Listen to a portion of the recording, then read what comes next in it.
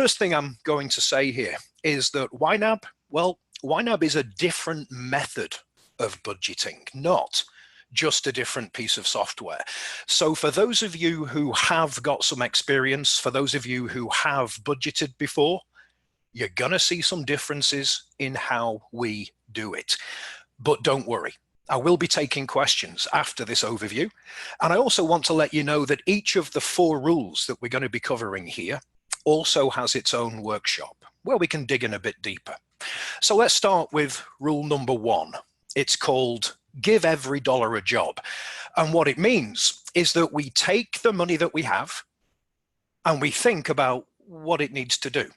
So to start with, we will follow rule 1 for the money we have, and then going forward, we'll follow rule 1 each time more money arrives. We will always focus on what we have. We'll always give every dollar a job. Let's just jump over to the budget. And we'll go into this in more detail in the next workshop called Set Up the Budget. But I've started today, the 3rd. I've added my bank account with the balance today. And that's the first entry we see in the checking account here in YNAB, the starting balance. So right now, here is the money I've got, $1,090. Over on the budget, we now see that same money waiting for me to follow rule 1. We give every dollar of it a job. But how do we decide out of all of these jobs, which of them get the dollars? Well, there's not enough here to do everything, so I will be having to prioritize. And the way I prioritize is by asking a question. What must this money do before I get paid again? So let's use that to guide the decision. Well, the internet bill, I paid it yesterday. It doesn't need its money this month. It's already gone. I do have a water bill that's going to need to be paid before I get paid. I do have an electric bill that'll need to be paid. And those are the priorities. Real dollars set aside, ready for those bills. I mean, it is the money I have now that I'm going to have to use to pay them. We allocate it, we budget it. Now, I do get paid once more before my rent is due, but I don't want that next check to have to come up with the whole $800 itself. So from the money I have now, I'll set aside half of the rent and I'll top that category up when I'm paid again. What else must the money do? Well, I'll need food before payday and I'm going to need gas. And that is the plan for what the money must do. Now, I still have $220 to give a job to. But one of the challenges we all face is that not all of our bills are monthly. Not all of our bills are predictable like those ones. I mean, think car repairs, think quarterly bills, think annual bills, home maintenance. So how do we go about budgeting and preparing for them? Well, we use rule number 2. All of those non-monthly kind of expenses that we all have, we refer to them as true expenses. So we want you to gradually remove the worry about when they happen, about the months when the big bills come in. We want you to remove that worry by starting to set money aside each month for the non-monthly expenses as well as the monthly ones. So we'll start to get ready for things a little bit at a time. It starts to also give us a much more realistic view of what our paychecks need to cover. It isn't just the monthly bills. Let's jump back to the budget and keep going. $220 to give a job to. Where are my non-monthly expenses? Well, here's one. This is a car insurance policy I have. I pay it every December. The way I'm going to remind myself to set aside real money each month for the bill in December is by creating a goal for the category. A goal's a way of telling YNAB that you have something you know about that's going to happen later. So let's put a goal aside. We're going to use the goal that has a date because we do know for this bill, both pieces of information. I know I'm going to need about $600. I know I'll need it by December. So rule number 2 now with the goal tells me $100 per month is going to get me the $600 I need on time. And then to remind me each month, this month and every month, I've got an alert to tell me when I'm still short. So let's get that $100 away, the contribution from July. That bill's happening just as certainly as these bills, just not every month. $120 to go now. I've got a bit of discretion here. I mean, the car's working really well, but that isn't always going to be the case. Let's start to accumulate money there for the inevitable repair. $70 to go. Mustn't forget my sister's birthday. Remember, I'm constantly asking, what does the money need to do before I get more money? $45 to go. Now I can come down here with a bit more confidence, give myself the money for Thursday lunch with friends tomorrow. And the final 20 I'm going to throw in here for a bit of all-purpose fun money. And that's it. I've followed rule one. I gave every one of the dollars that I have right now a job. And I prioritize them by asking, what does it need to do before I get more? And then when we come to spend money, well, life gets a lot easier now because the budget contains only money we have. So I'm no longer going to be stuck looking at the balance of the checking account to make decisions about spending money. I mean, it doesn't help me really, does it? How does this tell me what I can spend on groceries today and still have the money ready for the bills that are happening between now and payday and still be putting money away for non-monthly expenses? The danger here is if we spend according to this number, we tend to spend according to the balance and think about paydays. But now we've got something far clearer. We've got the budget. This is where I'm going to look to make the decision. I've got up to $250 to spend on food between now and payday. I'll jump to my phone, go to the grocery store now. I've confirmed that I've got the money in the category where I need it. I go to the store, I buy my food, and I pull my phone out and enter this spending before I even leave the store. That way the budget is right up to date. $165 is what I spent. The payee is the grocery store. The category that the money's coming from is my groceries category, and I'm using the checking account today. And before I leave the store, the categories, the budget are right up to date. Still got the water money, the electric money, half of the rent money, still got $85 for food, still got the money for everything else. So we get absolute clarity, a clarity we simply don't get by looking at the bank balance. Now that all may sound as though it would work really well, and it does. But what happens when the inevitable happens? And if you budgeted before, you'll know what I mean by the inevitable. It's when we overspend the budget. We spend more than we put into a category. And with traditional budgeting, that tends to signal that you've failed somewhere. You couldn't stick to your plan. But here's the real truth about overspending. It is not because we necessarily can't control our spending. It's because we can't predict the future. I mean, how can we be expected to know exactly where our money is going to need to sit? We can't.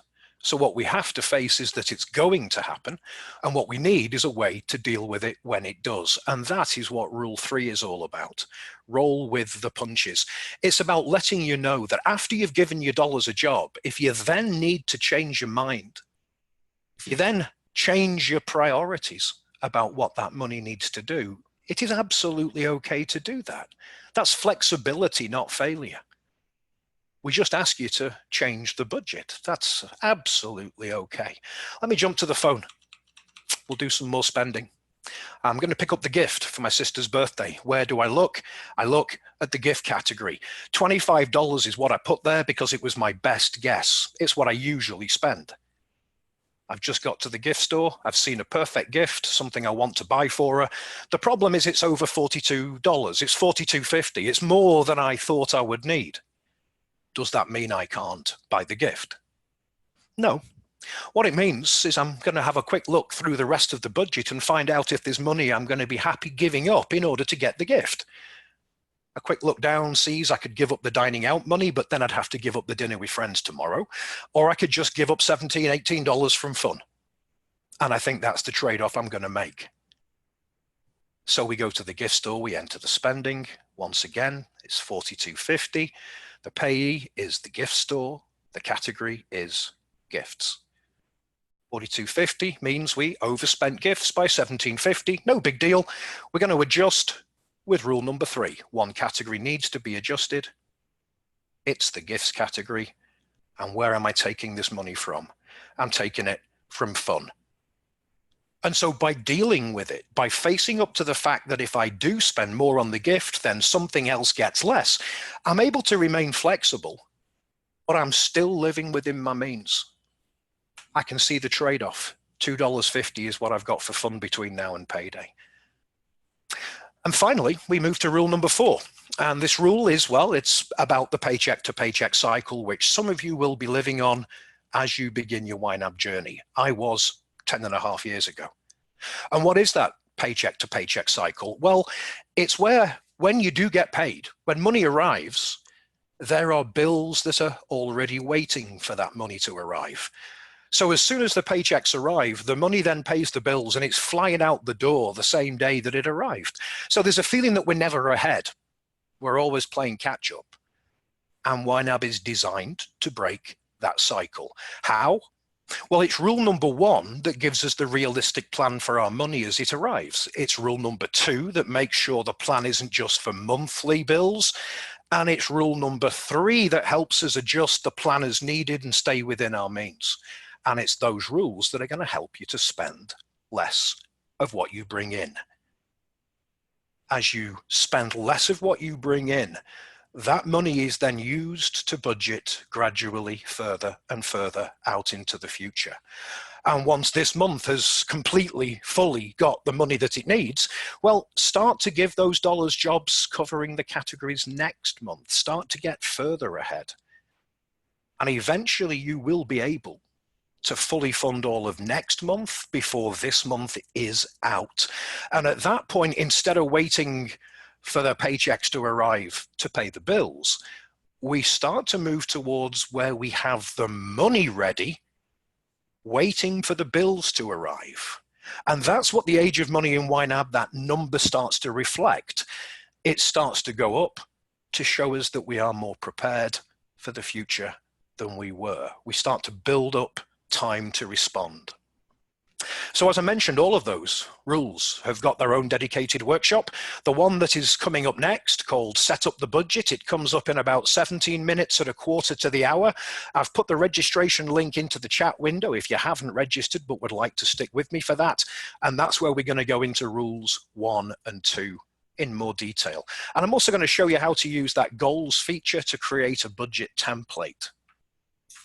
But for now, on what we've covered, the overview, the introduction to each of these rules, I've opened up the question window. So if there is anything I can help you with about them, anything I can clarify for you about them, I'd like you to use that Q&A window, and I'll do my best to take care of you. Welcome to those who joined after the introductions at the beginning. If you didn't catch it, my name is Dave. Right, let's jump back over. First question is already in, came in just a few moments before I opened the question window. Mike, savings do get a job, just like any other dollar we have. Now, the savings workshop is going to cover that in more details for you, but let me just give you what you need to see for today. If you have got a savings account and it has dollars in it today, you're going to treat it like the checking account. We're going to add it to YNAB with the balance. There's my $500 that I have in the savings account. This is where we see, or at least when my screen refreshes, we will. There it is. There is the balance of savings. And I'm guessing you've got to that point, right? You're comfortable with this point, right, Mike? The bit that I think, yes, right. The bit that I think makes people nervous is this. And this is the bit that's probably got you. Because Mike's question was, how do I stop budgeting the savings? We want you to. Now, I know why you don't want to budget them. You probably don't want to budget them because you don't want them to be spent on stuff. You want them for something. And that is why we're not going to give these dollars a job taking care of any of the bills. If you don't want your savings dollars to do that, then that's not what they're going to do. What do you want to save for is the question.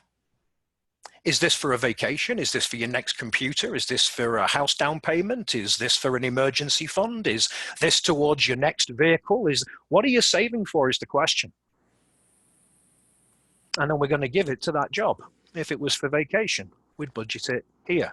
And it would just sit there protected then. It wouldn't appear for clothing. It wouldn't appear for computers. It wouldn't appear for games. It would appear for vacation. And if you haven't particularly got anything in mind for those dollars right now, well, let's just put some away, back them there. So if you haven't really thought about what you're saving for, well, let's do two things. Let's save for two things. There we go. 400 of my savings are now tucked away, ready for emergencies, and 100 of them are now tucked away, ready towards the next vacation. Good. Cheryl, you are correct. Cheryl says, if I don't spend all of, for example, the money I have for groceries in the month where I put it, what happens to it? The end of the month, Cheryl, anything that is left in any category is going to roll over automatically in the same category and be available for you on the 1st of next month. So the analogy I want you to keep in your head at all times, because it works for a lot of questions about YNAB, I want you to think of these categories here, these jobs. I want you to think of them as paper envelopes.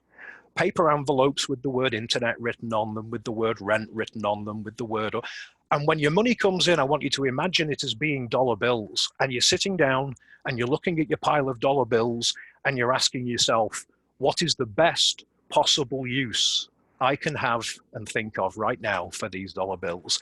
And that determines the choices that you make when you put the bills into the envelopes. That's the analogy to hold in your head. So what would happen to money that we put into an envelope now and didn't touch? What would happen to it on the last day of the month? Absolutely nothing. It would still be there on the 1st of the following month, ready for me to spend. Even if I haven't yet put any more dollars into the envelope in that month. I mean, on the 1st of August, I might not have been paid yet. So what I'm going to have to rely on in early August, if I'm not paid till, say, the 10th of August, is the money that's in these categories. So the money that's left over rolls over. And that is also, and I think, Thomas, your question is very similar. Thomas, that's how we save money with Rule 2, yes. The goal is to get me $600 by December when that car insurance comes due. So what happens to the 100 I've put away this month? Nothing, it just sits there. What happens next month? Well, the 100 I've put there is still there. The goal then does its job and says, you need to contribute another 100 in August, which will give me 200 available.